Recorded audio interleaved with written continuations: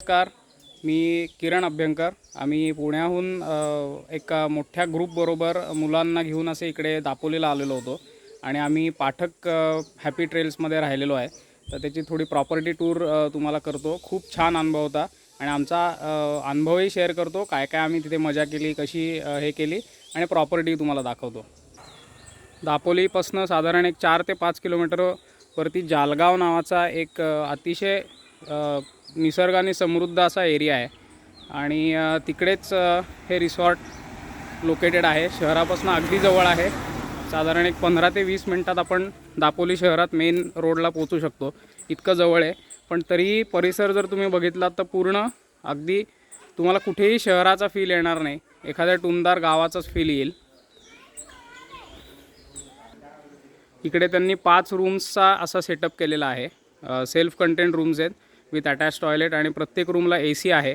खरं तर दापोलीतलं क्लायमेट आम्हाला एवढं छान वाटलं की ACची गरज पण पडली नाही. पण तरीसुद्धा आपल्याला हवा असेल तर ACसुद्धा आहे.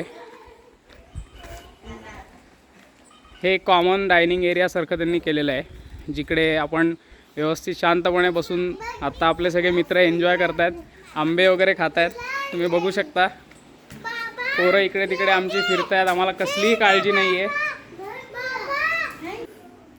वरती थोडंसं त्यांनी असं एक सिट आउट एरियासारखं केलेलं आहे. इकडे डॉर्मेट्री आणि ह्या साईडला 2 रूम्स आपल्याला बघायला मिळतील. दोन्ही AC रूम्स आहेत आणि पुढे असा पूर्ण ओपन एरिया त्यांनी ठेवला आहे, जो आता आमच्याबरोबर मुलं असल्यामुळे त्याचा खूप आम्हाला छान एक्सपिरियन्स करता आला. मुलांना सावलीच्या ठिकाणी वाऱ्यावरती छान एन्जॉय करता येत होतं. खालती फरशी आहे. तुम्ही बघितलं तर मुलांनी कसा दंगा आणि राडा केलेला आहे बघू शकता तुम्ही. ही डॉर्मेट्री आहे. इकडे सहज 10 ते 12 लोकांची सोय होऊ शकते. मग मोठ्या ग्रुप्सबरोबर जर तुम्ही प्लॅन करत असाल तर हे खूप आयडियल आहे. इकडे त्यांनी काही ॲक्टिव्हिटीजसुद्धा ठेवलेल्या आहेत, जसं कॅरम, बोर्ड गेम्स. त्याच्या व्यतिरिक्त बॅडमिंटनच्या रॅकेट्स वगैरे असं आहे. सो इथे ॲक्टिव्हिटीजसुद्धा खूप आहेत आणि मुख्य सावली असल्यामुळे तुम्हाला ते सगळं एन्जॉय करता येईल. ही रूम टूर आहे. सेल्फ कंटेंट रूम्स आहेत विथ अटॅच टॉयलेट आणि AC आहे. सिम्पल लेआउट आहे पण खूप थॉटफुली बनवलेला आहे. म्हणजे लहान मुलांना किंवा आपण शहराकडची लोकं जेव्हा येतो गावाकडे राहायला, तेव्हा हेच आपल्याला अपेक्षित असतं की कुठेतरी सेफ वाटावं आणि आपल्याला ओळखीचं वाटावं. इकडे त्यांच्याकडे 25 ते 30 वर्ष जुनी आंब्याची, नारळ, सुपारी, फणस अशी झाडं आहेत. मुलांना हेही छान वाटतं.